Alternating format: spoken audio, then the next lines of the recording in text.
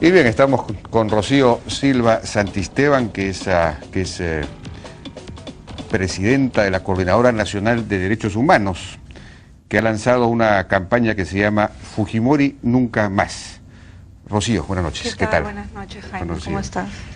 Bueno, ¿por qué esta campaña? Bueno, esa campaña ha surgido a partir de la solicitud de algunos de los afectados por violaciones de derechos humanos durante el periodo 1990-95, digamos, un poco más. Y bueno, a solicitud de ellos, las instituciones que forman parte de la coordinadora es una red, ¿no?, de 79 instituciones. Nosotros en un comité directivo nacional tomamos la decisión de empezar con esa campaña. Primero, nosotros lo que hicimos fue pronunciarnos, sacamos un pronunciamiento ante la segunda vuelta, también ante la primera, sobre algunos reclamos de derechos humanos que no estuvieron en agenda. Y en esta segunda oportunidad lo que hicimos fue plantear un pronunciamiento de cara a la segunda vuelta electoral. Y bueno, los propios afectados y las víctimas nos pidieron esa campaña y nosotros, bueno, los hemos acompañado en esa campaña y estamos sacándola adelante, ¿no? Porque digamos, el número de ejecuciones extrajudiciales, de matanzas, de torturas, etcétera, fue muchísimo mayor durante el gobierno de Belaúnde, durante el gobierno de Alan García, que luego durante el primer gobierno de Fujimori, ¿no? Y esto debido a que a partir del 90 cambia la estrategia antisubversiva. Entonces, claro, ahora no hay ningún representante, no está ni Belaúnde ni Alan García como candidato, pero quizás el 96 debió haber habido la misma movilización contra Alan García, con mucha mayor, perdón, el 2006, ¿no?, con mucha mayor razón, ¿no?, porque hubo, digamos, muchísimas más violaciones de derechos humanos en esos gobiernos que luego. Bueno, pero en el caso de Keiko Fujimori, digamos, Alberto Fujimori tiene una sentencia firme, ¿no?, de 25 años, entonces eso es lo que nos respalda. O sea, en estos momentos Alan García no tiene ninguna sentencia por el mismo tema, ¿no? Ahora, es cierto, ¿no? O sea, es cierto que durante estos periodos que tú mencionas es el periodo más fuerte de, digamos, de violaciones de derechos humanos desde el ejército, ¿no? Pero, sin embargo, no olvidemos que en el periodo 90-95 y 90-2000 se articuló una maquinaria, ¿no?, desde el ejército, que fue el Grupo Colina, ¿no? Y eso está demostrado, eso está más que demostrado, ¿no? Pero digamos que en los 80s todo el ejército era una especie de gran colina, ¿no? El procedimiento era así, ¿no? Basta leer, por ejemplo, el libro de Ricardo Uceda, ¿no?, El Pentagonito, claro, o el propio informe de la Comisión de la Verdad. Era prácticamente un procedimiento rutinario: tomar a alguien, torturarlo, sacarle la información y luego eliminarlo. Pero justamente, ya que has mencionado el libro de Ricardo Uceda, y yo lo he leído bien, o sea, es una lectura muy difícil de ese libro, es una lectura horrorosa. Y precisamente en ese libro lo que hace Ricardo también es usar a uno de los miembros del Grupo Colina, a Jesús Sosa, como fuente de información de todo lo que sucedió también en esa época y lo que estuvo sucediendo durante la época del Grupo Colina, ¿no? De acuerdo. Entonces, incluso, por ejemplo, una de las personas que nos ha pedido también que entremos en esta campaña, que son los familiares de Kenneth Anzualdo, se enteraron por el libro de Ricardo Uceda que este joven estudiante de la Universidad del Callao había sido asesinado en los sótanos del Servicio de Inteligencia del Ejército, ¿no? Bueno, pero digamos, a lo que vamos es que la práctica, digamos, la violación casi sistemática de derechos humanos fue una práctica común durante los 80. A partir de los 90 se cambia de estrategia y el Grupo Colina jugaba un papel completamente marginal en realidad. Lo que derrotó a Sendero no fue el Grupo Colina, que fue GEIN. Fue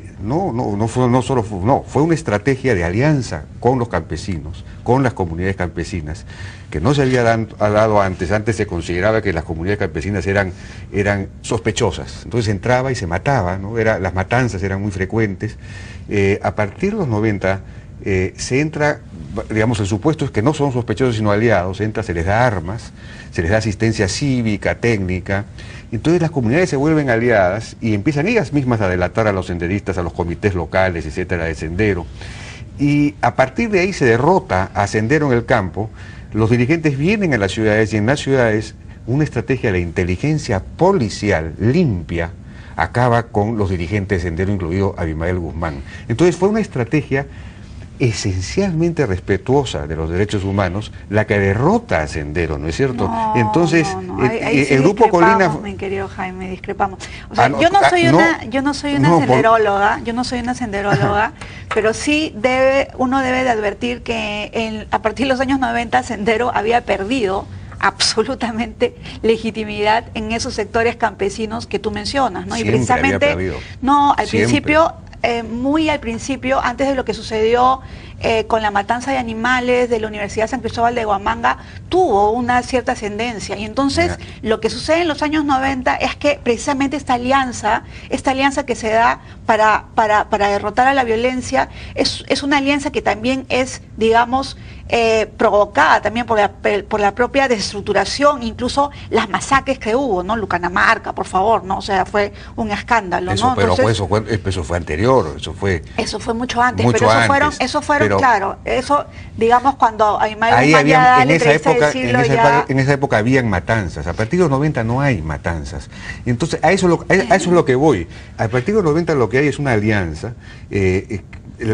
Quizás el primer amago de esa alianza se produjo en el 82 con Uchurajay. Ya los campesinos rechazaban a Sendero desde el comienzo prácticamente. Eso no fue reconocido, la izquierda satanizó ese asunto y entonces nunca se pudo profundizar ese camino. Y recién se retoma ese camino de la alianza a partir de los 90. Y entonces por eso es que finalmente es derrotado Sendero en el campo y en la ciudad con una estrategia policial, de inteligencia policial, que captura vivos a los dirigentes. Entonces, esta estrategia debería ser, es modelo a nivel mundial, con la manera como se derrotó, y el Perú no ha podido capitalizar esto, no ha podido tomar orgullo de esta estrategia, por las campañas de las organizaciones de derechos humanos que han visto solo de lado los aspectos negativos, ¿no? No, nosotros en eso yo creo que estamos, tenemos muchas diferencias al respecto. Yo creo que, en fin, hay que pensar en el futuro. Hay que pensar en el futuro y en el futuro, o sea, lo que nosotros estamos haciendo y lo que la Coordinadora Nacional de Derechos Humanos ha venido haciendo ya desde la época de Ronald Gamarra, que ha sido mi antecesor, ha sido un trabajo precisamente de derechos humanos con policías y militares. O sea, hay muchas instituciones que en estos momentos estamos defendiendo el tema de los derechos de los policías y los militares y me parece que ese es el rumbo hacia donde se debe de ir. Otra cosa, nosotros esperamos, sea cual sea el gobierno que sube el 28 de julio, que se respeten los derechos humanos. No solamente los derechos humanos desde esta perspectiva de las reparaciones y los pendientes del conflicto armado interno, sino los derechos humanos que están sucediendo, digamos, sus violaciones hoy en día aquí, ¿no? Entonces, ¿qué tienen que ver con qué, por ejemplo? Que tienen que ver con violaciones de derechos de la libertad sexual, por ejemplo, de múltiples mujeres que son violadas y acosadas, etcétera. He estado hace una semana o 2 semanas en Huánuco, y en Huánuco el porcentaje de niños que han sido violentados sexualmente es altísimo. Y Huánuco sigue siendo un espacio... ¿Qué les hace pensar que una candidata como Keiko Fujimori va a acentuar esas violaciones de derechos humanos y por eso no a Fujimori nunca más? ¿O eso no tiene nada que ver con eso? No, nosotros consideramos que Keiko Fujimori no es solamente ella, o sea, ella por ejemplo, ha pedido perdón, ella ha sostenido una serie, ayer la escuché decir de que ella consideraba que lo de la Cantuta y Barrios Altos habían sido crímenes, pero que su padre era inocente. Bueno, el problema no solamente es que ella lo diga, sino el problema es que ella está acompañada de una serie de personas que han estado sosteniendo todo lo contrario, ¿no? Bueno, ya callaron a Marta Chávez, pero incluso la semana pasada Luisa María Cuculiza propuso algo que está totalmente en contra de lo que nosotros también estamos proponiendo, que es el tema del servicio militar, volverlo obligatorio, ¿no? Entonces, en el tema de derechos humanos no hay un... Volver obligatorio, yo no estoy de acuerdo, pero eso es atentar contra los derechos humanos, que sea obligatorio el servicio militar. No, me refiero a que hay propuestas que se dicen y se desdicen. En este transcurso de esta campaña. Y algo que dijo Marta Chávez fue, digamos, una insinuación en relación con el presidente de la Corte Suprema. Eso fue una barbaridad. Exactamente. Entonces, entonces, lo que yo digo es que en ese aspecto, no hay un discurso coherente, hay un discurso que dicen y se desdicen, dicen y se desdicen. Entonces nosotros estamos planteando esta campaña para que las personas, sobre todo los jóvenes, tengan conciencia a la hora de tomar su voto, a la hora de votar. Ellos, sí, o sea, nosotros lo que estamos proponiendo es que piensen en lo que ha sucedido en la historia del Perú para tomar un voto. ¿No debería ser la Coordinadora de Derechos Humanos, los organismos de derechos humanos, una reflexión acerca de, digamos, la gran lección de la lucha contra Sendero? Fue la manera como fue derrotado. Y fue derrotado cuando se dejó de masacrar a los campesinos, cuando se hizo la alianza con ellos y cuando se reforzó a la Vincote para que tuviera dinero para hacer la persecución limpia de Abimael Guzmán y de toda la cúpula, que toda terminó en la cárcel. No hay ningún país en el mundo en que toda la dirigencia no haya sido masacrada, sino terminara en la cárcel. El Perú es un ejemplo de cómo luchar limpiamente con... Y esto ocurrió a partir de los 90. Bueno, entonces, algo que no se reconoce. Pero claro, sí existió el Grupo Colina, terrible, pero eso fue, no tuvo ningún, digamos, fue marginal dentro del, digamos, a lo que hay que hacer es levantar también lo positivo, Colina, no solo lo negativo, ¿no? No, el Grupo Colina no ha sido marginal dentro de la institución del Ejército, ha sido un operador. Pero por otro lado, recordemos, un operador que no tuvo ¿quién le salvó efecto? La vida a Abimael Guzmán? No tuvo Vladimiro Montesinos dice que él, ¿no? No sé, o sea, bueno, ¿quién le salvó la vida?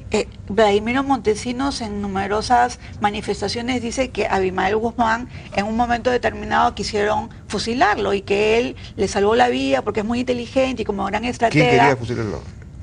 ¿Los militares? No.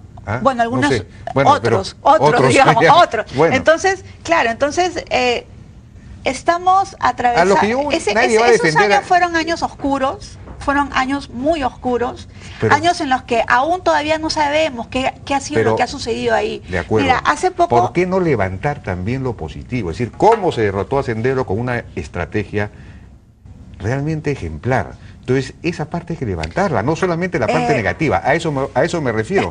Y eso es una lección que el Perú ha dado al mundo. Hay que ser capaces de ser orgullosos no solo de nuestra comida, de lo que hemos hecho bien, de las cosas que hemos hecho bien. Es que estar orgulloso de la comida es lo más fácil del mundo, porque no nos podemos pelear porque a ti te gusta la papa a la huancaína y a mí el rocote relleno, ¿no es cierto? No.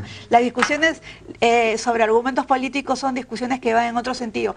Nosotros lo que creemos es que tú estás planteando una hipótesis que no es la hipótesis que nosotros no consideramos que esto haya sido una gran, digamos, estrategia, que era la estrategia que Vladimiro Montesinos se arrogaba para sí mismo como gran estratega del arte de la guerra. Eso es lo que se ha sostenido en casi todos los videos y mira que me los he escuchado y los he leído. Bueno, entonces, pero lo que interesa fue lo que ocurrió. O sea, lo que tú estás planteando es que hubo todo un planteamiento sumamente organizado entre los militares, el ejército, etcétera. Nosotros consideramos que sí, en efecto. El gran trabajo que tuvo la policía con el seguimiento fue la demostración, además, de una cosa muy interesante de parte de Sendero Luminoso, que tenían una jerarquía tan alucinantemente estratificada de una manera tan vertical que se bajaron a la cabeza y se cayó todo lo demás, ¿no?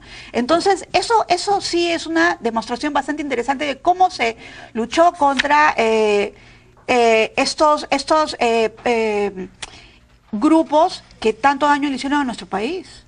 Rocío, no tenemos más tiempo. Muchísimas gracias por tu Ok, participación gracias a en la ti. Hora N. Fue Rocío Silva Santisteban, de la presidenta de la Coordinadora de Derechos Humanos, Nacional de Derechos Humanos. Vamos a una pausa y regresamos.